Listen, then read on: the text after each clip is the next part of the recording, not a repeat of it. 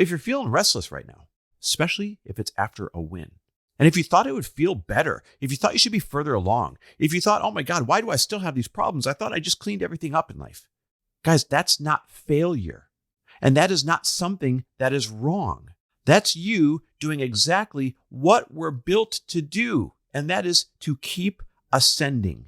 And the problem is that I used to see it as a problem. And for you, the problem is that you see the discomfort as a problem. I now see it as fuel. And if you can see it as fuel, oh, that's going to change everything.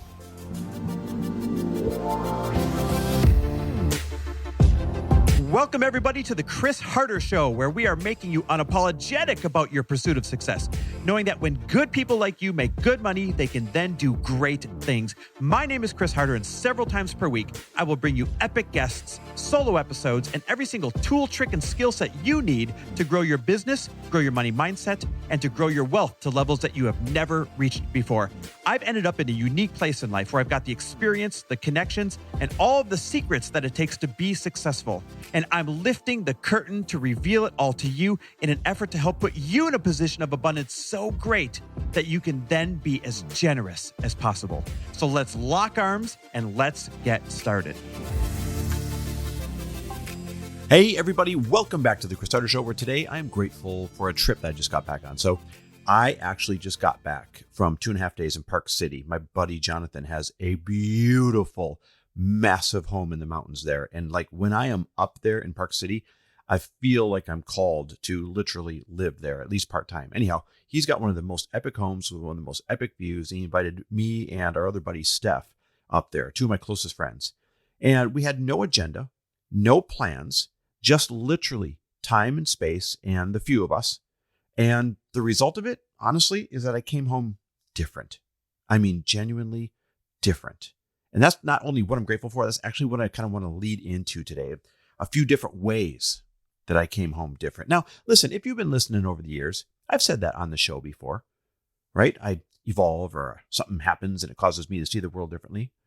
But this time I actually mean it in like a very specific way. I didn't come home with like new information. It's not like I came home with a new funnel or something like that, which, that'd be fun. That'd be fine. It wasn't new marketing, although that'd be fine too. Instead, this time I came home with like a new floor and a new perspective of meaning around that. And if you stick with me in this episode, I'm going to kind of use my personal example to explain what I mean by that. And, I'll tell you, a lot happened up there. And when you come back, a better person immediately, not like seeds were planted and you have to wait for them to grow, but immediately, those are the kind of trips that you remember forever because you look back on them and say, oh, that's when this thing in my life changed. That's when this whatever started or got better. And so I know already that I'm going to be forever grateful looking back at this trip. So here's one of the first things that I came home realizing or like having a new perspective on. And it's this. The entire purpose of life is to keep ascending. Now, that's not revolutionary. So stick with me here. Let me like actually really explain what I mean by this. I don't think the purpose of life is to ever arrive somewhere and get comfortable. And I think the trap is that we think it is. When I get here, when I get there, when I have this. I think the purpose of life is to keep ascending.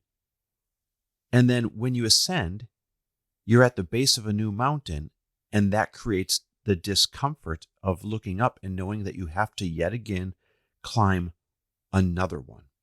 And here's the part that's honestly taken me a while to actually understand. Every single time that you ascend to a new level, you're now at the lowest part of the next level. And that's why you feel so damn uncomfortable. Every time you ascend to a new level, that level doesn't become your trophy or your accomplishment. It becomes your new floor. And you find yourself looking up at a big gap between where you are on the floor and your next ceiling or your next mountain peak. The accomplishment that you thought you were working hard for, that's just the ground floor now. A new circle of friends that are doing better than you, or a new circle of ideas that are more elevated than the ones you had before, or I don't know, a new calling that makes your last one look, really easy because the new one looks really hard. And I'll be honest, almost immediately, I start to feel kind of a new pressure. Like, oh, looking up at a new ceiling again, don't know how I'm going to get up there. Looking up at a new mountaintop again, don't know how I'm going to get up there. And that pressure can suck sometimes. because you know you're going to be unhappy if you stay where you are. And you know you're going to be kind of unhappy while you climb through some of the crap to get to the next mountaintop, to be honest. And a lot of people, including myself, we misread that pressure. We think that there's something wrong with us, or we think that there's something wrong with our situation. We think, I finally made it. Why am I uncomfortable again? This wasn't supposed to feel this way. This was supposed to feel better. But that discomfort, and here's my takeaway, okay? I want you to hear this. Here was my, I'm different moment. That discomfort isn't a problem like we think it is. That discomfort isn't a problem. It's the whole point. It's the fuel. The pain that you feel standing on your new floor looking up, that's just the force that you need to blow through that next ceiling. So if you're feeling restless right now, if you're feeling uncomfortable, and here's the trap, especially if it's after a win, especially if it's after crossing a finish line. And if you thought it would feel better, if you thought you should be further along, if you thought, oh my God, why do I still have these problems? I thought I just cleaned everything up in life. Guys, that's not failure. And that is not something that is wrong. That's you doing exactly what we're built to do, and that is to keep ascending. And this hits for me because there's been many times that I have resented that pain, or resented what I see ahead, resented that I feel behind over and over and over again. Like, God damn it. When do you just feel fine? Now, I see it very differently, thanks to these guys and their perspective in this trip. Now I see it as a good sign, a good omen of where I'm headed. And better yet, now I see it as fuel. I no longer see it as a problem. And the problem is that I used to see it as a problem. And for you, the problem is that you see the discomfort as a problem. I now see it as fuel. And if you can see it as fuel, oh, that's going to change everything. That's going to change everything about you rolling up your sleeves and saying, all right, dive in. I got the fuel. Let's go. So the second thing about this trip, and this one hit me physically more than mentally. When you put yourself around people with really high performance standards and really high expectations, your own standards rise immediately into place. Immediately, that moment to that morning. So here's my example. Steph takes working out so seriously. This guy has a next level, few I've ever been around before. And he put me through one of the best workouts of my entire life. Now, remember, I've had shoulder and bicep surgery. I've been making a comeback from that. It's been a long road. And he just looked at me and expected me to perform better and to perform past what I think is my limitations right there on the spot. He didn't care that I had surgery a year ago. He didn't care about any of that. He said, you're going to be fine. Here's what we're going to do. And he held me to a higher standard immediately. And so I had one of the best workouts of my life because of the intensity that he brings to it, because of the expectations that he brought to it. Not because I trained up for it, not because I worked up to it, not because not even because I wanted that level of workout that morning. I really didn't, to be honest. I was like, Park City, let's look at the mountains. Let's have some more coffee.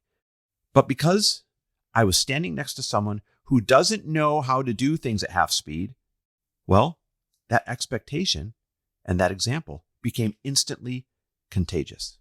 So then after that, by the way, I'm dying on the floor. We go hiking all afternoon. Then we grilled out super healthy food. Next day, had another incredible, insane workout outside. Trust me, I came home real sore, but I also came home feeling real good and real accomplished and I have new standards. I hit a new personal bench press record, by the way. That was so far from what I had hit before. Now, this is a post-surgery bench press record, by the way, not pre-surgery. But the point is, I didn't think I was at this level yet. And I blew past the level that I thought I was, hitting this new PR post-surgery because he said, dude, I got you. Let's go. You've got this. And I pushed past the pain.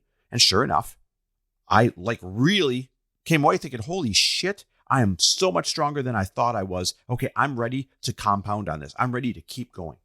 And this is what we don't quite understand about environment. I know we've heard things like your environment will make or break you, or your environment's stronger than your willpower, but this is what we actually really get wrong about environment. Okay, hey, real quick, I'm going to interrupt, but it's for a really good reason. Let me ask you this. How are you really feeling right now about your social media content game? And this is an important question. If I had to ask myself, I'm asking because my social media game sucked the past couple of years. I mean, it was terrible. Every time I tried to hire it out, it didn't work. Their content was totally not me. And then when I would take it back over myself, it just never got done. That was until I finally found a team that stopped confusing social media content, just putting stuff up, with actual real social media strategy. The reality is this: social media matters if you're building your business, and you can't ignore it even if you want to. Trust me, I tried.